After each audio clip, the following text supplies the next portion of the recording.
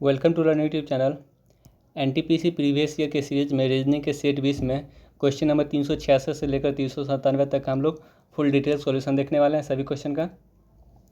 इससे पहला question series से है और इस तरह का सवाल जब भी आता है तो पहले क्या करना है, इसको कोडिंग कर लेना है। ठीक है, तो पहले ए एक होता है, सी तीसरा स्थान पर और ई पाँचवा स्थान पर, फिर कॉमा और ये बीच में क्या आएगा यहाँ पे, फिर कॉमा। जी कितना होता है, जी 7, आई 9, के 11, फिर आगे एच जे एल यानी एच 8, जे 10, एल 12, फिर comma M O Q, M 13, O 15, Q 17। ठीक है, एन पी आर यानी एन कितना होता है 14, पी 16, आर 18। ठीक है, तो या तो आप इस तरह से देख सकते हैं, एक चीज़ देख सकते हैं, तो यानी दो दो का अंतर हर जगह दिख रहा है, दो दो का अंतर हर जगह दिख रहा है। तो आप यहाँ पे ये भी देख सकते हैं कि दो दो का अंतर कौन सा ऑप्शन में दिया गया है, यानी बी 2 होता है, एफ 6, डी 4। यहाँ पे दो दो का अंतर नहीं, 4 और 2 का अंतर है, ये तो नहीं होगा। अगर यहाँ देखें तो बी 2, डी 4, ई 5 होता है, यानी यहाँ 2 का अंतर और यहाँ 1 का अंतर आ गया है, तो ये भी नहीं होगा। यानी अगर हम यहाँ देखें, ये ऑप्शन नंबर 4 यानी बी 2 होता है, डी 4 होता है और एफ 6 होता है, तो दो दो का अंतर मिल रहा है ना, तो इसका जो आंसर होगा ऑप्शन नंबर डी हो जाएगा। अब नेक्स्ट सवाल देखते हैं। ये हम जो ब्लड रिलेशन का सवाल है ये हम बहुत अच्छे से बता चुके हैं आपको, ब्लड रिलेशन चैप्टर में रीजनिंग का, जो लोग नहीं देखे वो लोग देख सकते हैं। इसको कैसे बनाएंगे, जैसे स्टुअर्ट जूली का भाई है, यानी भाई बहन को हम लोग क्या करते हैं, साथ में रखते हैं। यानी स्टुअर्ट अगर जूली का भाई है तो स्टुअर्ट और जूली को साथ में रख लेते हैं, स्टुअर्ट और जूली को साथ में रख लेते हैं, यानी ये फीमेल है और ये मेल है। ठीक है, स्टुअर्ट के पिता यानी स्टुअर्ट के जो पिता होंगे, यानी स्टुअर्ट के ऊपर लिखेंगे इसको, स्टुअर्ट के जो पिता होंगे वो मैरी के बहन के माँ का पति है, यानी कोई मैरी है, मैरी के बहन यानी मैरी का कोई बहन होगी, इसके मम्मी यानी इस मैरी के बहन का मम्मी मतलब क्या, मैरी के मम्मी के पति है, इसका मतलब मैरी के पिता भी तो ये हो जाएंगे ना, मैरी के मम्मी के पति है तो यानी मैरी के भी पिता हो जाएंगे, इसका मतलब ये तीनों भाई बहन हो जाएगा। ठीक है, तो उन्हें 2 बेटियां है और 1 बेटा है, और 2 बेटियां, एक जूली हो जाएगा और एक मैरी हो जाएगा, 2 बेटी हो जाएगा और 1 बेटा स्टुअर्ट हो जाएगा। तो क्या चीज़ पूछा जा रहा है, जूली मैरी से कैसे संबंधित है, यानी जूली जो है मैरी की क्या है, बहन हो जाएगी। ऑप्शन नंबर 3 इसका राइट आंसर हो जाएगा। ठीक है, बड़ा रिलेशन हम इसको अच्छे से बता चुके हैं, वहाँ पे अगर जिसको नहीं समझ में आए वहाँ से देख सकते हैं इस वीडियो को। अब नेक्स्ट सवाल देखते हैं। एक खास कोड में यदि फोर्क को सलाद कहा जाता है, रोटी को प्लेट कहा जाता है, ये पूरा नहीं पढ़ना है, इसको आधा लास्ट में आपको पढ़ना है। आप किसे फल लेने के लिए इस्तेमाल करेंगे, यानी फल लेने के लिए हम लोग फोर्क का इस्तेमाल करेंगे, फोर्क का, और फोर्क को क्या कहा जा रहा है, सलाद कहा जा रहा है, तो यानी इसका मतलब जो इसका आंसर होगा ऑप्शन नंबर डी हो जाएगा। तो इसमें पूरा नहीं पढ़ा जाता है, पहले आप देख लीजिए लास्ट में आपका आंसर क्या रहा है। फल लेने के लिए आप फोर्क का इस्तेमाल करते हैं और फोर्क को क्या कहा जाता है, सलाद कहा जाता है, तो इस सवाल का जो आंसर होगा वो सलाद हो जाएगा, ऑप्शन नंबर 4 इसका राइट आंसर हो जाएगा। अब नेक्स्ट सवाल देखते हैं। ये तो बेसिक बहुत ही इजी सवाल है। इसमें प्लस का क्या अर्थ होता है, मल्टीप्लाई, यानी जहाँ प्लस रहेगा वहाँ पे हम लोग मल्टीप्लाई लिख लेंगे, और भाग का अर्थ जो होता है वो माइनस होता है, यानी जहाँ पे भाग रहेगा वहाँ पे हम क्या यूज करेंगे, माइनस यूज करेंगे, और माइनस का अर्थ जो होता है प्लस होता है, यानी जहाँ माइनस होगा वहाँ हम लोग प्लस यूज करेंगे। तो सबसे पहले यहाँ 6 प्लस, प्लस का क्या अर्थ होता है, प्लस का अर्थ होता है मल्टीप्लाई, तो मल्टीप्लाई 7 मल्टीप्लाई। ये मल्टीप्लाई का क्या अर्थ होता है, ये मल्टीप्लाई का अर्थ होता है भाग, यानी भाग 3। और ये माइनस, माइनस का क्या अर्थ होता है, माइनस का अर्थ होता है प्लस, यानी प्लस 8। और ये भाग का क्या अर्थ होता है, भाग का अर्थ होता है माइनस, माइनस 20। ठीक है, तो यहाँ से हम कैलकुलेशन करेंगे तो 3 से ये 2 बार में कट जाएगा, यानी 7 9 14 प्लस 8 माइनस 20, यानी 14 8 22 माइनस 20 कितना हो जाएगा, 2। इस सवाल का आंसर ऑप्शन नंबर सी। अब नेक्स्ट सवाल है, ये सीटिंग अरेंजमेंट से सवाल है। इसमें 7 लोग आई जे के एल एम एन और ओ एक दूसरे के सामने एक सर्किल में बेतरतीब बैठे हुए हैं। ठीक है, यानी कोई सर्कल है, एक सर्कल में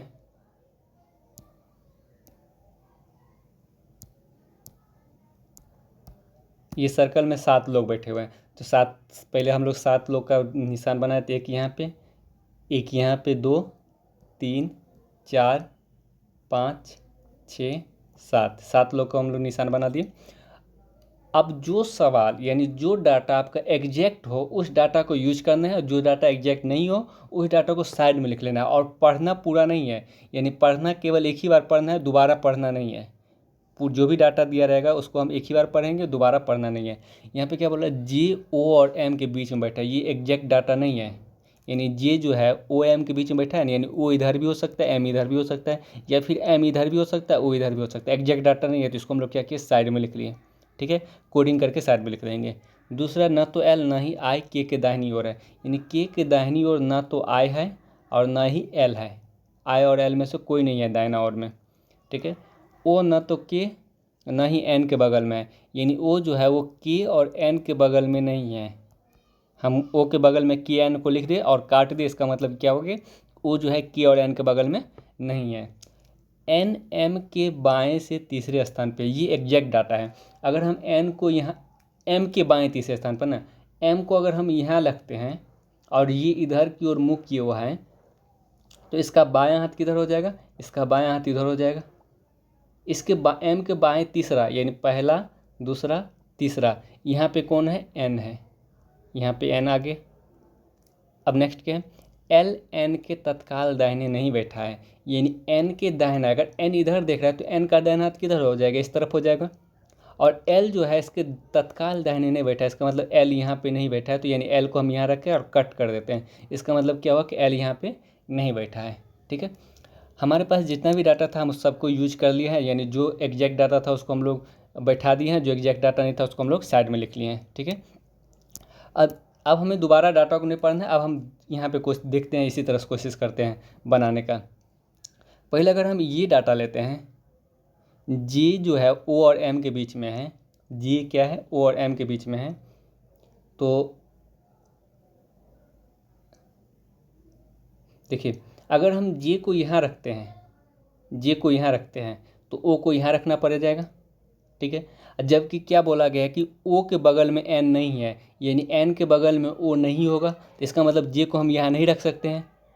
अगर हम जे जो है एम और ओ के बीच में, अगर हम जे को यहाँ रखते हैं तो ओ को यहाँ रखना पड़ेगा, और जबकि यहाँ पे बोला गया है कि ओ के बगल में एन नहीं है, यहाँ पे बोला गया है, इसीलिए हम जे को यहाँ नहीं रख सकते हैं। हमें क्या करना पड़ेगा, इस जे को इस साइड रखना पड़ेगा, यानी जे को यहाँ रखेंगे तो जे एम और ओ के बीच में, एम तो यहाँ पे फिक्स था तो ओ यहाँ पे आ जाएगा। ठीक है, अब नेक्स्ट क्या है, यानी इस डाटा का हम लोग यूज कर लिए हैं।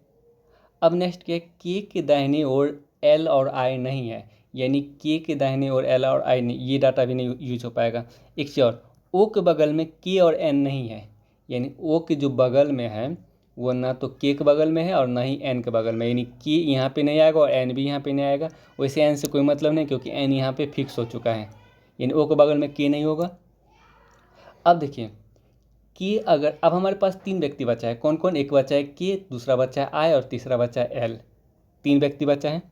अगर हम के को कंसीडर करें तो के यहाँ नहीं आएगा, तो के का 2 स्थान बच रहा है, एक यहाँ पे और एक यहाँ पे 2 स्थान बच रहे हैं। अगर बाय द वे आप के को यहाँ रखते हैं, यहाँ पे रखते हैं, तो आई या एल दोनों में से कोई यहाँ पे आ जाएगा।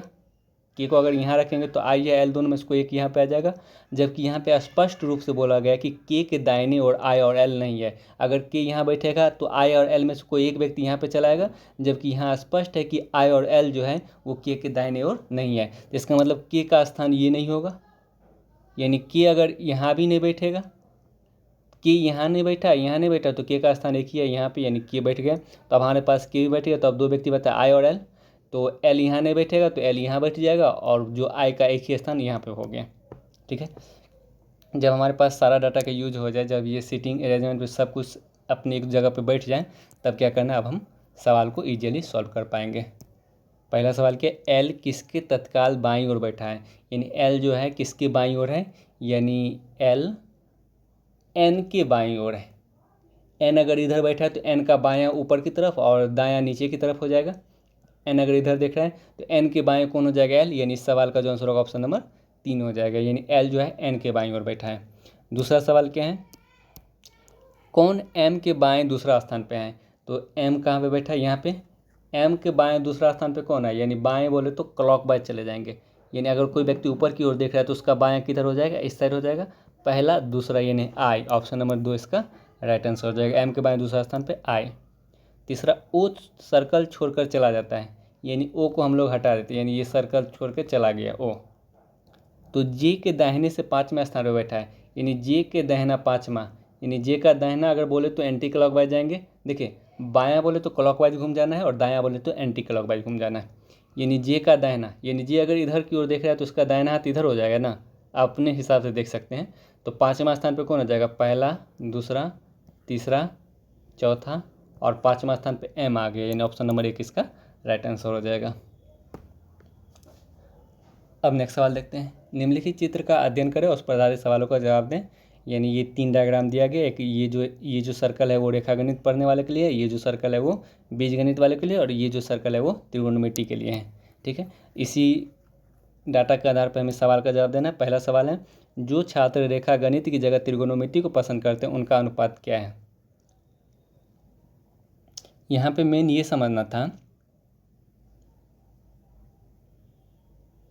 रेखा गणित की जगह त्रिकोणमिति को पसंद करते हैं, यानी हमें त्रिकोणमिति का जो है त्रिकोणमिति के स्टूडेंट का अनुपात किससे निकालना है, यानी किसके तुलना में निकालना है? रेखा गणित के तुलना में निकालना है। त्रिकोणमिति का अनुपात किसके तुलना में निकालना है? रेखा गणित की तुलना में निकालना है। तो इसका मतलब हमें पहले किसको रखना पड़ेगा? त्रिकोणमिति वाले को रखना पड़ेगा, उसके बाद नीचे में रेखा गणित वाले को रखना पड़ेगा। तो अगर त्रिकोणमिति में देखें, केवल त्रिकोणमिति नहीं बोला गया, त्रिकोणमिति केवल नहीं बोला गया, इसमें त्रिकोणमिति जो है यहाँ पे केवल लिखा गया त्रिकोणमिति। तो इसका मतलब ये पूरे सर्कल में, यानी त्रिकोणमिति के पूरे सर्कल में जितना भी स्टूडेंट आएगा सबको लेना पड़ेगा। यानी 75 और ये 35 कितना हो जाएगा? 110 ये और 50 160 और 20 180, यानी त्रिकोणमिति का टोटल स्टूडेंट 180 और रेखागणित का टोटल स्टूडेंट कितना हो जाएगा? ये रेखागणित का टोटल स्टूडेंट देखें तो 15 और 75 ये मिलकर हो जाएगा 90, अब 20 110 और 20 130, यानी 180 अनुपात 130, यानी 18 अनुपात 13, 18/13। ऑप्शन नंबर सी इसका राइट आंसर हो जाएगा। तो मेन ये था कि रेखा गणित के जगह त्रिकोणमिति को पसंद करने वाला है, यानी त्रिकोणमिति का अनुपात निकालना है किससे? रेखा गणित से। तो रेखा गणित को नीचे लिखेंगे और त्रिकोणमिति को ऊपर लिखेंगे। अब नेक्स्ट सवाल देखते हैं। कुल कितने छात्र बीजगणित और त्रिकोणमिति दोनों पसंद करते हैं लेकिन रेखागणित नहीं? यानी कितने छात्र बीजगणित और त्रिकोणमिति दोनों पसंद करते हैं लेकिन रेखागणित नहीं, यानी इस रेखागणित में नहीं आना चाहिए। त्रिकोणमिति और बीजगणित कितने छात्र पसंद कर रहे हैं? तो 50 ये, 25 ये और 35 ये, यानी 50 + 25 + 35, तो कितना हो जाएगा? 5 × 10 5 7 3 10 1 11 110। ऑप्शन नंबर 2 इसका राइट आंसर हो जाएगा। ये चीज़ तो नहीं ना बोला गया कि रेखा बीजगणित और त्रिकोणमिति दोनों पसंद करते हैं। अगर ये चीज़ लिखा जाता कि बीजगणित और त्रिकोणमिति दोनों, तब हम 50 को लेते, केवल 50 को लेते, क्योंकि 50 व्यक्ति ही त्रिकोणमिति और बीजगणित दोनों पसंद कर रहे हैं। लेकिन यहाँ बोला बीजगणित भी और त्रिकोणमिति को पसंद करने वाले हैं, तो यानी सबको लेना पड़ेगा। रेखागणित को छोड़कर बाकी जो बचेगा सबको लेना पड़ेगा। अब नेक्स्ट सवाल देखते हैं। जो छात्र तीनों विषय को पसंद करते हैं उनका केवल बीजगणित पसंद करने वाले से अनुपात क्या है? यानी तीनों विषय को पसंद करने वाले कितना है? 75 हैं। इनका अनुपात किससे निकालना है? केवल बीजगणित को पसंद करने वाले, तो केवल बीजगणित को पसंद करने वाले 25 व्यक्ति, यानी 75 अनुपात 25, यानी 3:1। यानी इस सवाल का जो आंसर होगा ऑप्शन नंबर 4 इसका राइट आंसर हो जाएगा। अब नेक्स्ट सवाल देखते हैं। Red, yellow and pink are colours, इसका जो कोड दिया गया 501289 दिया गया है। ठीक है, पिंक इज बैड, इसका जो कोड है 640 दिया गया है। Yellow and red are good, इसका जो कोड दिया गया 21597 दिया गया। तो रेड का कोड क्या होगा? यानी सबसे पहले हम क्या करते हैं, पहले हम देख लेते हैं जो वर्ड दिया गया उसमें और जो उसका कोडिंग किया गया उसमें, उस दोनों में कॉमन क्या मिलता है। जैसे अगर हम पहला देखें, पहला क्या दिया गया? Red, yellow and pink are colours. ठीक है, इसका जो कोडिंग दिया गया वो क्या दिया गया? 501289। ठीक है, नीचे दिया पिंक इज बैड, यानी पिंक इज बैड, इसका जो कोड दिया गया वो जो है 640 दिया गया है। ठीक है, और next yellow and red are good. इसका जो कोड दिया गया है कितना दिया, 21597 दिया गया है। ठीक है, हमें रेड का कोड निकालना है। सबसे पहले हम क्या करते हैं, इस दोनों में कॉमन देखते हैं। देखिए पिंक पिंक इस दोनों में कॉमन मिल रहा है, और साथ ही साथ इस मतलब जो वर्ड दिया गया वर्ड में तो पिंक कॉमन मिला है, और जो नंबर दिया गया उसमें क्या चीज़ कॉमन मिला है, 0 कॉमन मिला है। इसका मतलब क्या होगा कि पिंक का जो कोड होगा वो कितना आ जाएगा, 0 हो जाएगा। अगर पिंक का कोड पूछता तो क्या आ जाता आंसर, 0 हो जाता। ठीक है, अब नेक्स्ट देखते हैं येलो एंड रेड। देखिए येलो एंड रेड 3 को मिल रहा है इसमें, रेड येलो एंड ये 3 इसमें मिला है। देखिए इसमें भी 3 मिल रहा है और इसमें भी 3 मिला है, और वर्ड में देखें तो 5 1 2 तीनों इस दोनों में कौन मिला है। तो यहाँ से हम स्पष्ट नहीं कर पाएंगे येलो का कोड क्या होगा, एंड का कोड क्या होगा, रेड का कोड क्या होगा, इन्हें स्पष्ट नहीं कर पाएंगे। जैसे यहाँ पे हम देखें पिंक में एक पिंक यहाँ है, केवल पिंक यहाँ है, और इसमें 0 0 कॉमन मिला तो हम यहाँ पर स्पष्ट कर लिए कि जो पिंक का कोड होगा 0 होगा। लेकिन रेड में नहीं पता कर सकते हैं क्योंकि यहाँ पे 3 शब्द कॉमन मिल रहा है, इस दोनों में 3 शब्द कॉमन मिल रहा है। अगर एक ही शब्द कॉमन मिलता तो हम पता कर सकते थे, लेकिन 3 शब्द मिला है तो हम लोग नहीं पता कर पाएंगे कि किसका कोड क्या होगा। इस सवाल का जो आंसर होगा ऑप्शन नंबर डी, निर्धारित नहीं किया जा सकता। अब नेक्स्ट सवाल देखते हैं 17 23 19 25 21 वाट 31। अगर यहाँ देखें यानी 17 + 6 23, 19 + 6 25, तो 21 + 6 कितना हो जाएगा 27। ऑप्शन नंबर 2 इसका राइट आंसर हो जाएगा। दो का पेयर ले लेंगे यानी 6 बढ़ाते जाएंगे। अब नेक्स्ट सवाल देखते हैं 378 से लेकर 380 तक, यानी इसी डायग्राम पर आधार सवाल को बनाना है। यानी ये जो त्रिभुज है ये किसको बताता है, फिल्म को पसंद करने वाले। ठीक है, फिल्म को पसंद करने वाले।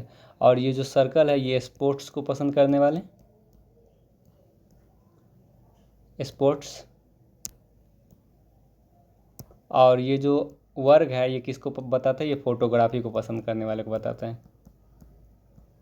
ठीक है, अब हमें सवाल का जवाब देना है। पहला सवाल है कितने लोगों को फिल्म और स्पोर्ट्स पसंद है किंतु फोटोग्राफी नहीं। देखिए फोटोग्राफी नहीं बोल रहा है ना, तो आप फोटोग्राफी को सीधे हटा दीजिए, ये पूरा भाग को सीधे हटा दीजिए। फिल्म और स्पोर्ट्स पसंद है, यानी फिल्म और स्पोर्ट्स, ये 56 व्यक्ति यहाँ फिल्म और स्पोर्ट्स यहाँ पे दोनों देना चाहिए, फिल्म और स्पोर्ट्स दोनों पसंद आए। तो 32 व्यक्ति ऐसा है जिसको फिल्म और स्पोर्ट्स दोनों पसंद है। ऑप्शन नंबर 3 इसका राइट आंसर हो जाएगा। यहाँ पे फिल्म और स्पोर्ट्स दोनों होना चाहिए था। अब नेक्स्ट सवाल देखते हैं कितने लोगों को स्पोर्ट्स पसंद है। यानी स्पोर्ट्स कितने लोगों को पसंद है, यानी सर्कल में जो भी आएगा वो क्या हो जाएगा, स्पोर्ट्स वाला सबको लेना पड़ेगा। केवल स्पोर्ट्स रहता तब हम 69 लेते हैं, लेकिन यहाँ बोला कि स्पोर्ट्स पसंद है, यानी ये 32 व्यक्ति को भी स्पोर्ट्स पसंद है। भले ही फिल्म भी पसंद है वो अलग बात है, लेकिन स्पोर्ट्स भी तो पसंद है ना। तो यहाँ बोला कितने लोगों को स्पोर्ट्स पसंद है, यानी 69, 32, यहाँ पे 21 और 44। इस सबको अगर हम ऐड करते हैं तो 9 2 11 के 12 4 16, फिर 6 1 7 3 10 2 12 4 16, यानी 166। Option number 2। नेक्स्ट कितने लोगों को फोटोग्राफी और स्पोर्ट्स पसंद है किंतु फिल्में नहीं। यानी फिल्म नहीं बोला जा रहा है तो फिल्म को आप पूरा हटा दीजिए, ये फिल्म को ये पूरा भाग को हटा दीजिए, ये फिल्म वाले पूरा भाग को यानी फिल्म त्रिभुज को बोध कराते हैं, इस पूरे को हटा दीजिए। फोटोग्राफी और स्पोर्ट्स पसंद है, फोटोग्राफी और स्पोर्ट्स कितने व्यक्ति का है, ये 44 व्यक्ति। ऑप्शन नंबर 2, यहाँ भी दोनों का प्रयोग होना चाहिए।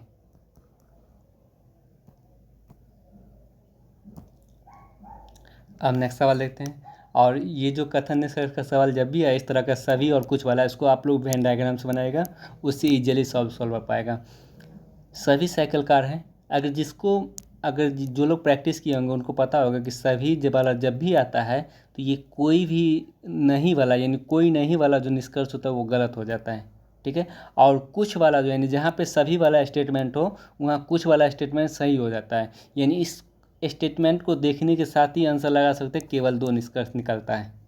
ठीक है, और इसको बनाएंगे कैसे वो भी देख लेते हैं। जिनका ज़्यादा प्रैक्टिस है वो लोग जान लीजिए कि जहाँ पे सभी वाला बात हो ना वहाँ पे कोई नहीं वाला बात कट हो जाएगा, कोई नहीं वाला बात मतलब गलत हो जाएगा, और कुछ वाला बात हमेशा सही होगा। यानी ये जो होगा ऑप्शन नंबर 2 इसका राइट आंसर हो जाएगा। और इसको बनाएंगे कुछ वो भी देख लेते हैं। सभी साइकिल कार है, यानी जितना भी साइकिल है वो सब का सब क्या है, कार है। और सभी कार बस है, यानी जितना भी कार है सबका सब क्या है, बस हैं। ठीक है, पहले कोई भी बस साइकिल नहीं है, यानी बस के इतना बड़ा पार्ट में से इतना बड़ा पार्ट साइकिल हो रहा है, इसलिए ये निष्कर्ष गलत हो जाएगा। ठीक है, यानी कुछ बस साइकिल हो रहा है, इसका मतलब ये निष्कर्ष गलत। कुछ कार साइकिल है, देखिए कार के इतने बड़े पार्ट में से ये पार्ट इतना पार्ट साइकिल हो रहा है ना, इसलिए इसका केवल निष्कर्ष 2 निकलता है। ऑप्शन नंबर 2 इसका राइट आंसर हो जाएगा। नेक्स्ट सवाल देखते हैं। चाइना एशिया महादेश में आता है, उसी तरह ग्रीनलैंड जो है वो किस महादेश में आता है? ये नॉर्थ अमेरिका में आता है। ऑप्शन नंबर 2 इसका राइट आंसर हो जाएगा। अब फिर कथन निष्कर्ष का सवाल है, इसको भी हम लोग पहले वेन डायग्राम्स बनाते हैं। कुछ बल्ले गेंद है, सभी छड़िया गेंद है। तो पहले सभी वाला आप कथन को लिखेंगे, उसके बाद कुछ वाला कथन को, मतलब पहले सभी वाला जो कथन दिया जाएगा ना उसका वेन डायग्राम बनाएंगे, उसके बाद कुछ वाला का वेन डायग्राम बनाएंगे। यानी सभी छड़िया गेंद है, जितना भी छड़ी है सबका सब क्या है? गेंद है। सभी छड़ी गेंद है और कुछ बल्ले गेंद है, यानी गेंद का कुछ भाग बल्ला हो रहा है। तो देखिए बल्ला को आप 2 तरीके से बना सकते हैं। कुछ बल्ला गेंद है तो यानी बल्ला को यहाँ इस तरीके से बना सकते हैं, यहाँ भी कुछ बल्ला गेंद हो रहा है, और बल्ला को इस तरीके से बना सकते हैं, यहाँ भी कुछ बल्ला गेंद हो रहा है। यानी बल्ला का रिलेशन छड़ी से ले भी सकते हैं और नहीं भी ले सकते हैं। 2 डायग्राम बनेगा और बल्ला के संबंध में आपको दोनों जगह देखना पड़ेगा। अगर बल्ला के संबंध में कोई निष्कर्ष निकलेगा तो दोनों जगह देखना पड़ेगा। पहला निष्कर्ष क्या है? सभी छड़िया बल्ले हैं। नहीं, सभी छड़िया बल्ले नहीं, यहाँ पे ये गलत हो जाएगा। कुछ गेंद छड़ियाँ हैं। देखिए गेंद के इतने बड़े पार्ट में से इतना पार्ट छड़ी हो रहा है, यानी इसका मतलब केवल निष्कर्ष 2 निकलता है। ऑप्शन नंबर 2 इसका राइट आंसर हो जाएगा। नेक्स्ट सवाल देखते हैं। वुड कटर यानी जो लखारा होता है किसका यूज करता है? एक्स का यूज करता है, कुल्हाड़ी का यूज करता है।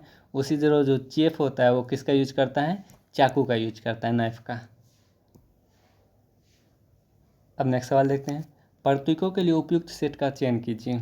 यानी इस तरह का सवाल हम हमेशा बताए हैं, पिछले वाले वीडियो में बताए थे कि जब भी इस तरह का सवाल आए तो क्या करना है, आप डिवाइड पे ज़्यादा फोकस कीजिए। यानी अगर डिवाइड को यहाँ रखेंगे तो 8/5 पूरी तरीके से नहीं कट पाएगा, 5/4 पूरी तरीके से नहीं कट पाएगा।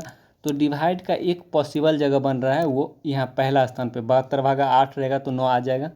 तो पहला स्थान पे डिवाइड कहाँ दिया गया? ऑप्शन नंबर 4 में। तो आप केवल ऑप्शन नंबर 4 को एक बार चेक कर लीजिए। यानी 72 डिवाइड 8 फिर मल्टीप्लाई 5 और प्लस 4, यानी 72 ये 9 हो जाएगा, मल्टीप्लाई 5 प्लस 4, 9 5 45 प्लस 4 49, यानी 49 आ रहा है। ऑप्शन नंबर 4 इसका राइट आंसर हो जाएगा। तो पहले क्या करना है? डिवाइड पे फोकस करना है। अब नेक्स्ट सवाल देखते हैं। और ये जो कथन निष्कर्ष का सवाल है, इस तरह का सवाल जब भी बनाना हो तो जो चीज़ आपको कथन में दिया गया हो उसके अलावा आपको कुछ नहीं सोचना है, यानी उसी को लेकर चलना है, उसके अलावा रियलिटी दुनिया में नहीं आना है। केवल उसी कथन को लेकर जो निष्कर्ष निकलेगा केवल वही आंसर होगा। पर कथन में क्या है? परियोजनाएं केवल इसी तरह के काम में अनुमति सक्षम उम्मीदवार को आवंटित की जाती है। यानी जो परियोजना है वो इसी तरह के कार्य में जो सक्षम व्यक्ति होता है उसी को आवंटित की जाती है, केवल उसी को आवंटित की जाती है जो इस तरह के काम करने में सक्षम होता है। ठीक है, अब निष्कर्ष अगर देखें, परियोजना केवल अनुभवी उम्मीदवारों को आवंटित की जाती है। हाँ, यानी केवल उसी व्यक्ति को आवंटित किया जाती है जो उसमें सक्षम होता है, यानी अनुभवी को ही आवंटित की जाती है। ऑप्शन यानी पहला निष्कर्ष निकल रहा है आपका। दूसरा, सक्षम और अनुभवी उम्मीदवारों को खोजना बहुत मुश्किल है। क्या ऐसा कुछ कथन में बोला गया? नहीं ना, तो यानी ये डायरेक्ट गलत हो जाएगा। यानी इसका जो निष्कर्ष होगा केवल 1 निकलता है। ऑप्शन नंबर 1 इसका राइट आंसर हो जाएगा। नेक्स्ट सवाल देखते हैं। पास्ट का कोड ये 18 3 21 22 देगा तो प्रेजेंट का कोड निकालना है। तो यानी जैसे अगर इस तरह का सवाल जब भी हमेशा बोलें पहले कोडिंग कर लेना, यानी P16 A1 S19 T20। ठीक है, और इसका कोड किया जाएगा 18 3 21 22। यानी पहले 2 का वृद्धि किया है, यहाँ भी 2 का वृद्धि किया है, यहाँ भी 2 का वृद्धि किया, यहाँ भी 2 का वृद्धि किया। यानी इसका ओरिजिनल कोडिंग से 2 का वृद्धि किया जा रहा है।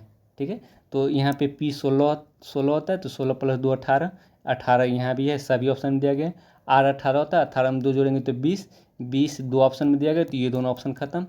तो अब हम क्या करते हैं, ये ऑप्शन को नहीं चेक करते क्योंकि यहाँ भी 7 है, यहाँ भी 7, इसको छोड़ देते हैं। यहाँ देख लेते हैं, यानी S होता है 19, 19 में अगर हम 2 ऐड करेंगे तो 21, यानी 21 कहाँ दिया गया? ऑप्शन नंबर डी में। ऑप्शन नंबर डी इसका राइट आंसर हो जाएगा। अब नेक्स्ट सवाल देखते हैं। Z26 यानी Z का कोड वैसे भी 26 होता है। PAT 37 दिया गया है, यानी P16 A1 T20। अगर हम सबको जोड़ते हैं तो 16 + 1 + 20, 16 × 17 20, 37 हो जाता है। यानी सबको क्या क्या कोडिंग करके जोड़ दिया गया है। अगर उसी तरह से हम पील का कोड निकालें, P16 E5 A1 L12, यानी 16 × 5 = 21 और 12 × 1 = 13, यानी ये कितना हो जाएगा 34। ऑप्शन नंबर 1 इसका राइट आंसर हो जाएगा। नेक्स्ट सवाल देखते हैं। ये तो बहुत ही सिंपल सा सवाल है, यानी 23, केवल साइन को चेंज करना है। 23 के बाद प्लस दिया गया और प्लस का क्या अर्थ होता है, गुना होता है, यानी 23 × 5। और मल्टीप्लाई का क्या अर्थ होता है, मल्टीप्लाई का अर्थ प्लस होता है, यानी +14। और ये डिवाइड का क्या अर्थ होता है, डिवाइड का अर्थ माइनस होता है, यानी -9। यानी 23 × 5 कितना होता है, यानी 115। और प्लस 19 में से 4 गया 5, यानी 120। ऑप्शन नंबर 1 इसका राइट आंसर हो जाएगा। ये 14 में से 9 गया था तो 5 ये हो जाएगा, तो ठीक है, ये 120 इसका राइट आंसर हो जाएगा। अब नेक्स्ट सवाल देखते हैं। प्लस का अर्थ गुना, माइनस का अर्थ सेम उसी तरह का सवाल 64। माइनस का क्या अर्थ होता है, माइनस का अर्थ होता है आपका भाग 4। और ये प्लस का क्या अर्थ होता है, गुना मल्टीप्लाई 8। और ये मल्टीप्लाई का क्या अर्थ होता है, प्लस, यानी +9। यानी ये कितना हो जाएगा 16 × 8 + 9, यानी 128 + 9 137। इस सवाल का आंसर ऑप्शन नंबर 2। बनाना का जो कोड दिया गया है, यानी B2A1, यहाँ पे डायरेक्ट स्पष्ट दिख रहा है, यानी जो कोडिंग किया गया वो अपोजिट किया, यानी B का अपोजिट Y होता है, A का अपोजिट Z, N का अपोजिट M, और A का अपोजिट Z, N का अपोजिट M, और A का अपोजिट Z। तो यानी C का अपोजिट क्या हो जाएगा, यानी C का अपोजिट X। 2 ही ऑप्शन में दिया गया है, A और C में, तो ये दोनों ऑप्शन खत्म हो जाएगा।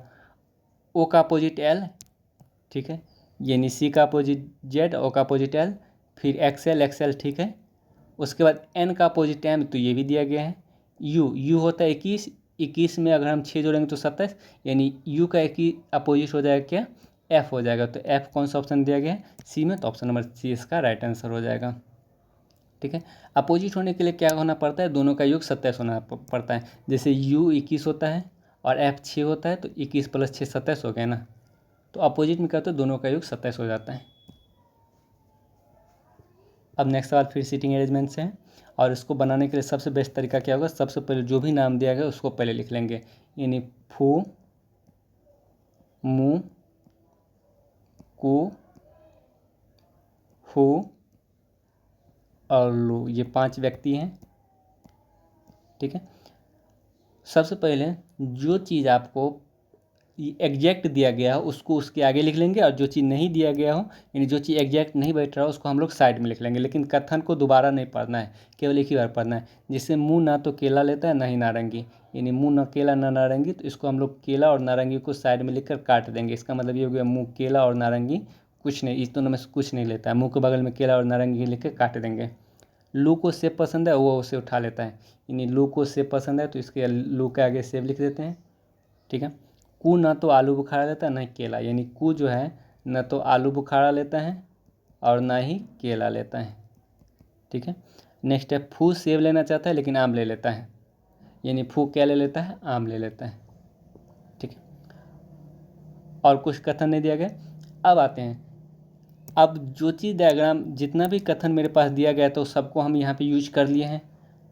जैसे केला, अब ये मुँह नहीं लेता है, केला कू नहीं लेता है, तो केला कौन लेगा, हु ले लेगा, ये केला ले लेगा। ठीक है, अब 2 ही फल बचे हैं, नारंगी और आलू बुखारा। आलू बुखारा कू नहीं लेता है, तो आलू बुखारा ये ले लेगा, और नारंगी ये नहीं लेता, तो केवल नारंगी एक ही जगह बचा। यानी बहुत ही सिंपल सा ये सवाल था। नेक्स्ट, सही संयोजन क्या है, मुँह केला नहीं, मुँह जो है वो आलू बुखारा ले रहा है, यानी इसका जो आंसर होगा ऑप्शन नंबर डी हो जाएगा। मुँह केला नहीं ले रहा है, मुँह आलू बुखारा, यानी सही संयोजन ऑप्शन नंबर डी है। केला कौन लेता है, तो यानी केला हु लेता है, यानी ऑप्शन नंबर 1 इसका राइट आंसर हो जाएगा। कू कौन सा फल लेता है, यानी कू जो है वो नारंगी लेता है, यानी ऑप्शन नंबर 1 इसका राइट आंसर हो जाएगा।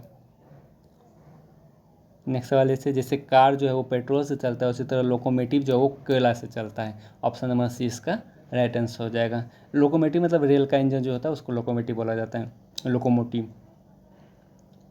वो इलेक्ट्रिक से भी चलता है और कोयला से भी चलता है, तो यहाँ इलेक्ट्रिक तो ऑप्शन दिया नहीं गया, तो कोयला ऑप्शन दिया गया, तो ऑप्शन नंबर 3 इसका राइट आंसर हो जाएगा। अब नेक्स्ट सवाल देखते हैं। अदालत ने नए निर्माण पर तब तक के लिए प्रतिबंध लगाने का एक आदेश पारित किया है जब तक कि नगर निकाय शहर के कचरा प्रबंधन हेतु कोई कारगर तरीका नहीं लाती। ठीक है, विशेषज्ञों ने इस आदेश का स्वागत किया है। ये कथन में दिया गया, और जितना कथन में दिया गया उससे एक्स्ट्रा हमें कुछ नहीं सोचना है। अब निष्कर्ष देखते हैं। निर्माण कार्य शहर के कचरे का एकमात्र कारण है। एकमात्र जैसे ही लगा दिया वैसे ही गलत हो जाएगा। नेक्स्ट सवाल देखते हैं। विशेषज्ञों का मानना है कि नगर निकाय वर्तमान में कचरा प्रबंधन नहीं कर रही है। विशेषज्ञ ने इस आदेश का स्वागत किया है। ठीक है, ऐसा नहीं कि विशेषज्ञ का मानना है कि मतलब नगर निकाय वर्तमान में कचरा प्रबंधन नहीं करेंगे, ये भी निष्कर्ष गलत हो जाएगा। तो इसका जो आंसर होगा ना तो 1 ना तो 2 अनुसरण करता है। तो आज का सेशन ये समाप्त होता है। Thanks for watching, bye bye, take care.